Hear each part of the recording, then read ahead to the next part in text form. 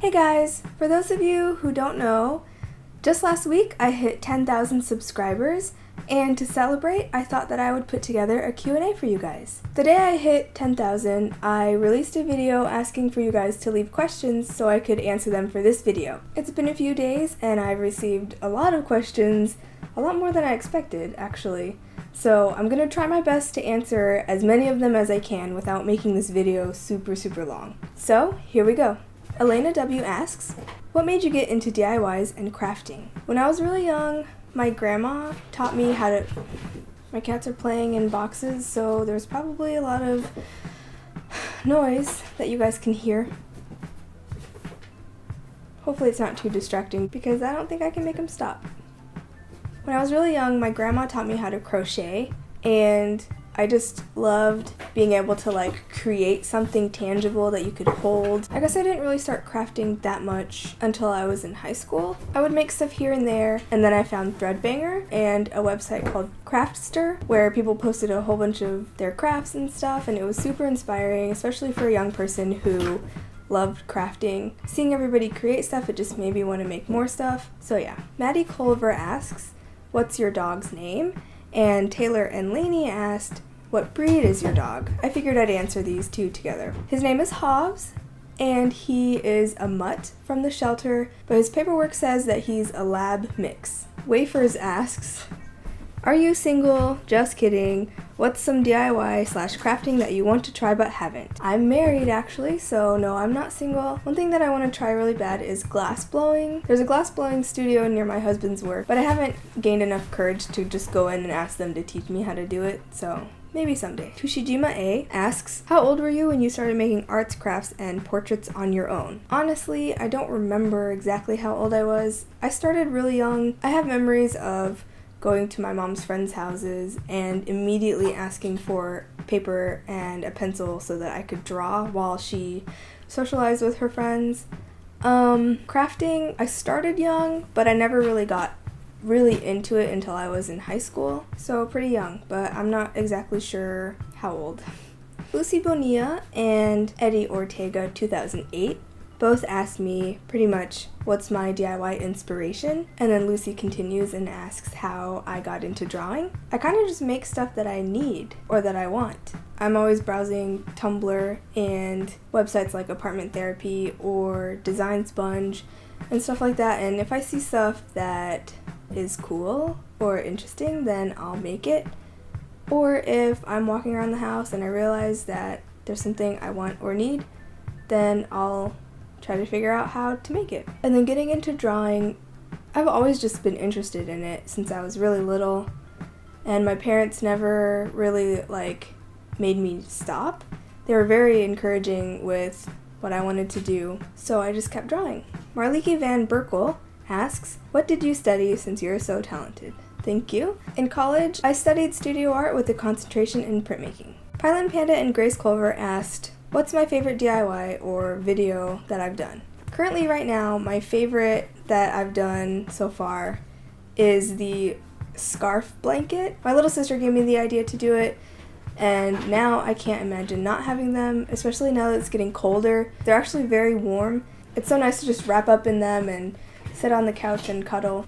Inspire Live Love 16 and Grace Culver again asks, what's my favorite genre of books, and are there any books that I would recommend? I'm kind of ashamed to say that I don't read as much as I should, so I don't know if I would be the best person to give recommendations. I can tell you the last book that I read was Into Thin Air, which is a true story of people climbing Mount Everest. It's based on the disaster that happened in 1997. They made a movie about it recently, I believe. I think it's out. I'm not sure. So yeah. Rune Fontaine asks, what camera do you use? I use a Lumix GH4, but sometimes I also use this guy. It's a Samsung NX1000. This is what I started with until one day Hobbs knocked over my tripod and the camera broke, or the lens broke. I don't like to use it for my main stuff anymore because I'm worried that it's going to be messed up. So every once in a while, if I want kind of two camera angles, I'll set this up because if I end up losing that footage, it doesn't really matter because I have the footage from this camera. So yeah.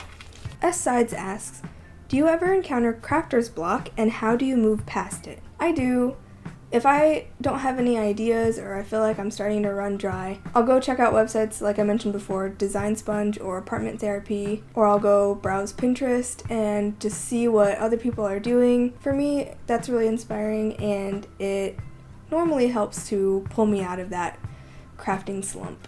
Taryn asks, will you be doing a month full of Christmas-themed DIYs or only for a week, similar to Hollow Week for Halloween? I did a Hollow Week as kind of a celebration of my 1-year anniversary for the channel, and that happened in October, so yeah. Unfortunately, I'm not going to be doing anything special for this month. I am going to release a holiday-themed video every single week, but nothing like Hollow Week where I do a week full of DIYs, at least not this year. Ms. Martina asks, what's your culture and how many pets do you have? My ethnicity is half Filipino and half white, and I have 3 pets.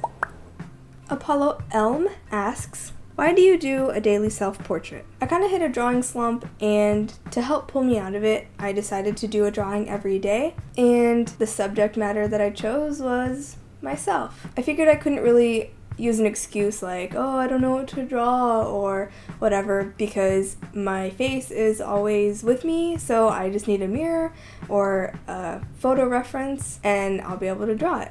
So no excuses. And I think that it's helped me so far. Apollo Elm also asks, where do you learn all this stuff? Also, since I might get one soon, what's your drawing tablet like? Is there one that you have your eye on, some that you would recommend, etc.? Drawing, I was initially self-taught, and then as I mentioned before, I went to school for studio art. So in class, I did a lot of life drawing and stuff like that, assignments for making stuff and crafting. I watch a lot of stuff on YouTube. People making stuff, even if it's not necessarily a DIY where they're teaching you. I just like to watch people make stuff because for me it helps me just kind of learn the process, and sometimes I can pick up on the different techniques that they're using. My tablet, I have an Intuos 4. Here it is. I believe this is 6x8. These things light up and you can change them to whatever kind of hotkeys that you want. I have kind of a love-hate relationship with this thing. I love it, but I hate the wire. It has 2 ports where you can plug the wire in, and it got jiggled around too much in the main one that I would always plug it in, and it stopped working because the soldered points broke off. So I have to use this other port that it plugs into, and it's just kind of awkward. I don't really like it that much. Whenever this actually breaks to where I can't use it anymore, then I'll probably upgrade to another Intuos, because I don't know if you can get the 4s anymore. I've always used this brand. When I was in high school, my parents bought me an Intuos 2, I believe it was. A really tiny one, 4x5 I think. So yeah, I've always used these. My little sister has a Bamboo, which is pretty nice, but going from an Intuos to a Bamboo, I can definitely tell the difference. I'm just spoiled, I guess. So I would definitely recommend an Intuos, but you can get away with using a Bamboo if this is too expensive, because these are pretty pricey. That's why I haven't upgraded to a new one yet, even though the wire is crappy and it keeps breaking. Also, if you really have a lot of money, you could buy a Syntec, which I want so bad, but they're like $1,000 or something. So yeah. Kelly Christian asks, did you learn to draw digitally all on your own? Also, what programs do you use? I touched on this a little bit before. I taught myself how to draw initially. Digitally, I definitely taught myself pretty much everything. I use Photoshop Creative Cloud currently, and I've always used Photoshop. I kind of dabbled with Corel Painter a little bit, but I didn't like it that much. I taught myself everything that I know about Photoshop, so I probably have barely scratched the surface. Elizabeth Benefil, Alyssa Sipe, and I'll also include Kaiden Ari. They asked, what are my biggest art and design inspirations? What inspires you to make art? And what is your favorite art style? And how long have you been doing art? I mentioned before, I've been doing art since I can remember. I'm always inspired seeing what other people are doing. It makes me want to make my own stuff. My favorite art style is Art Nouveau and kind of surreal art. Probably one of my top favorite artists and biggest inspirations is Alphonse Mucha. He's an Art Nouveau artist. I love Salvador Dali's work. Some more modern artists that I like are Loish or Lois van Baarle.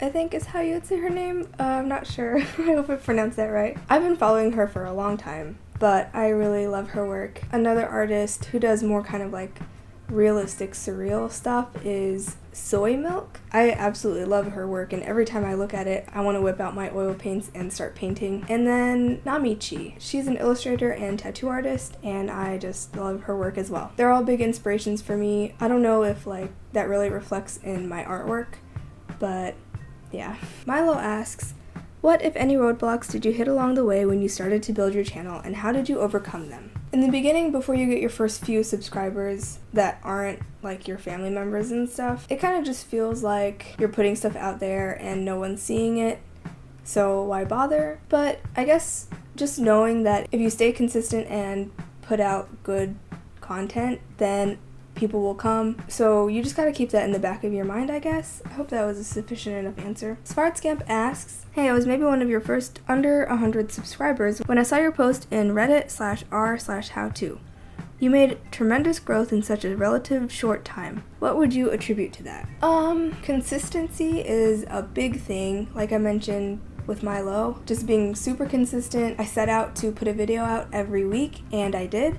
Slowly I've been ramping up. Now I do 2 videos a week. Also putting yourself out there in social media, which I have a lot of help with my husband, who I always jokingly call my social media manager, because I'm not the best at it, but he loves to just push my stuff, so that's helped a lot. Tim Tam Tan, Olga Carolina, and Unicorn Felicia all asked what inspired me to start a YouTube channel, and what's my favorite color. My favorite color is green. A while ago, I had a DIY blog that did pretty well, but once I hit college, I kind of put it on the back burner, and then it just kind of fell away, I guess. I stopped doing it, but later my husband was telling me that I should maybe start again, maybe even do stuff on YouTube, putting videos up, and I was very adamant that I did not want to do videos, and I did not want my face to be in the videos if I did them. And here we are now, with me having a lot of DIY videos on my channel where I show my face every single time. So my husband was a big factor in me starting this channel, kind of pushing me to do it, but in a good way. And I'm very thankful that he did that, because I can't imagine not doing it anymore, because I just love it. Tushijima again asks, how long do you want to continue YouTube for? I have no end in sight, kind of, right now. I just want to keep doing it until YouTube no longer exists, I guess. I don't know. And Denise DIY and Grace Culver both want to know how old I am. I am 28. Whew, okay. I think that I got most of the questions answered. I hope you enjoyed this video and you learned a little bit about me that you normally don't see in my craft videos or art videos. I post art videos on Tuesdays and DIY videos on Thursdays. You can follow me on Twitter, Tumblr, Instagram, or Pinterest, and I'll leave all that stuff down below. If you liked this video, then please hit that like button, and if you aren't already, then feel free to subscribe, and I'll see you guys later.